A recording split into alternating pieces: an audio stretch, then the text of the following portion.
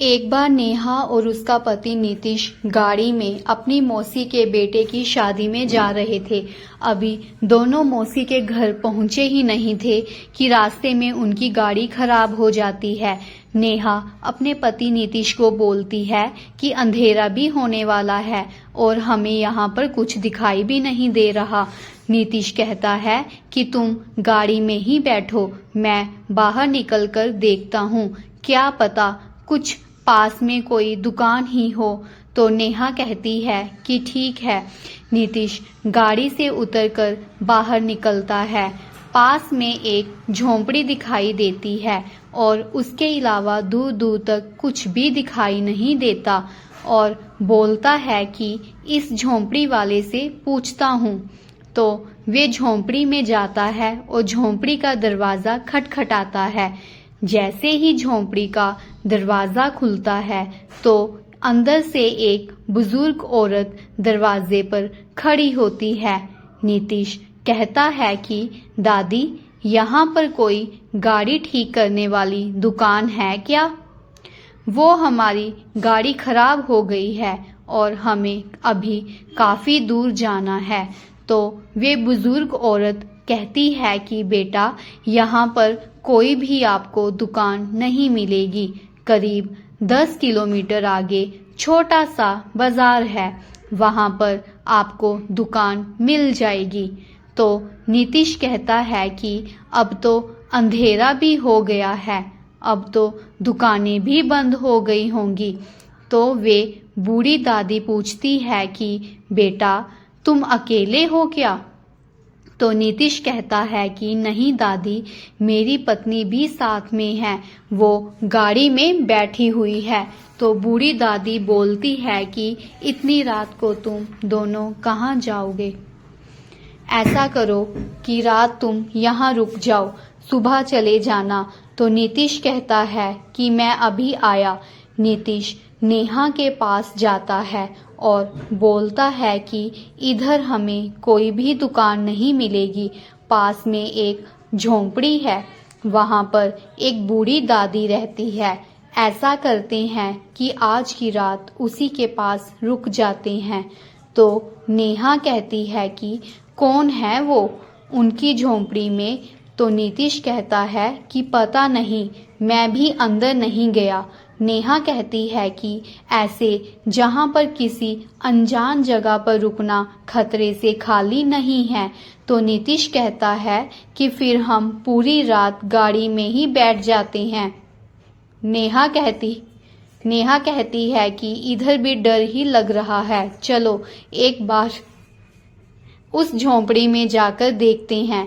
फिर दोनों गाड़ी से उतरकर झोंपड़ी की तरफ चलते हैं और झोंपड़ी का दरवाज़ा खटखटाते हैं।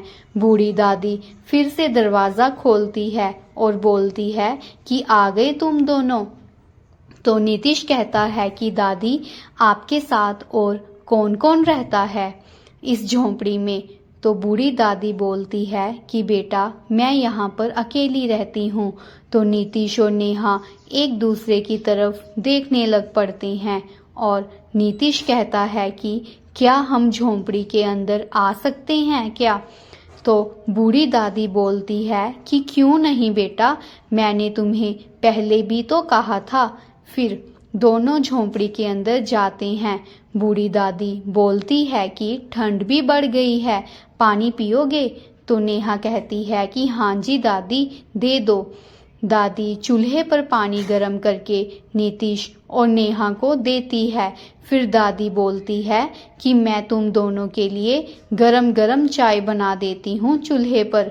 चूल्हे पर वे पतीला रखती है और पतीले में चाय पत्ती और चीनी डालती है और फिर उनके पास बैठ जाती है।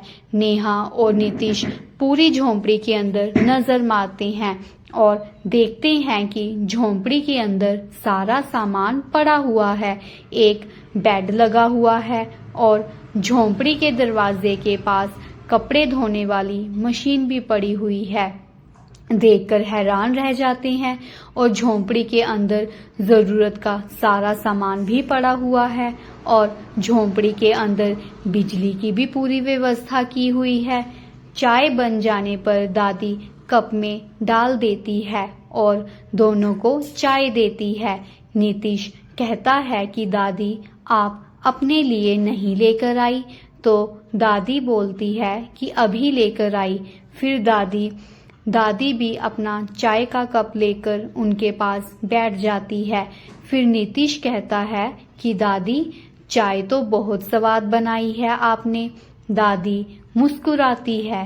फिर नेहा कहती है कि दादी आप यहाँ पर अकेले कैसे रहती हो, डर नहीं लगता क्या आपको? तो आसपास तो कुछ भी नहीं है, आपके घर के कहाँ पर हैं? तो दादी बेचारी अपने जीवन की दास्तां सुनाती है और बोलती है कि मेरा एक बेटा था और बहुत शराब पीता था। आकर वे अपनी पत्नी के साथ लड़ाई झगड़ा करता था, उसके साथ मार पिटाई करता था। रोज रोज की मार कुटाई से तंग आकर वे बेचारी अपने घर चली गई और वापस कभी भी लौटकर नहीं आई। पत्नी के छोड़कर चले जाने पर मेरा बेटा दिन रात शराब पीने लग पड़ा और इसी कारण उसकी मौत हो गई। उसके बाद मेरा कोई सहारा नहीं था। बस उसी दिन से मैंने अकेला जीना सीख लिया। और आपके रिश्तेदार? नीतीश बोला, रिश्तेदार तो हैं पर कोई भी किसी को नहीं रखता। बेटे की मौत पर आए थे सब रिश्तेदार, उसके बाद तो कोई भी नहीं आया, कभी हालचाल भी नहीं पूछा। दादी की आंखों से आंसू आ जाते हैं और अपनी साड़ी के पल्लू से आंसू पोंछती है। नेहा कहती है कि ये सारा सामान आपके पास कहाँ से आया आपके पास? तो दादी बोलती है कि यहाँ पर आता जाता जब मेरी कोई हालत देखता था तो तरस कारण कुछ ना कुछ दे जाता, कोई राशन दे जाता और कोई कपड़े। बस इसी से अपना गुजारा करती हूँ। जब कभी भी बीमार हो जाती हूँ तो भूखे पेट सो जाती हूँ। कई बार तो दवाई के लिए भी पैसे नहीं होते मेरे पास। दादी की दर्द भरी कहानी सुनकर नेहा की आंखों में से पानी आ जाता है और रोने लग जाती है और नीतीश को बोलती है कि क्या हम दादी को अपने साथ लेकर जा सकते हैं? तो नीतीश कहता है कि दादी क्या आप हमारे साथ चलना चाहोगी? दादी हंसने लग पड़ती है और बोलती है कि बेटा अब मुझे यहाँ की आदत हो गई है, यहाँ से जाने का मन नहीं करता। नीतीश कहता है कि दादी मेरे माँ बाप नहीं हैं, आपको देखकर तो मुझे अपनी दादी की याद आ गई। हमारा बहुत बड़ा घर है और हम अकेले रहते हैं, कोई भी नहीं रहता हमारे पास। हमारे साथ दादी थोड़ा मायूस हो जाती है और बोलती है कि चाय तो तुम दोनों की ठंडी हो गई है, मैं चाय दोबारा गर्म कर देती हूँ। नेहा नीतीश को बोलती है कि हम दादी को अपने साथ ले जाएंगे। उनके साथ बातें करते करते ऐसे लग रहा था कि मानो उनके साथ कोई मेरा पिछले जन्म का कोई रिश्ता नाता हो। दादी चाय गरम करके लाती है और नेहा और नीतीश चाय पीते हैं। नेहा बोलती है कि दादी बहुत भूख लगी हुई है, खाने को कुछ है क्या?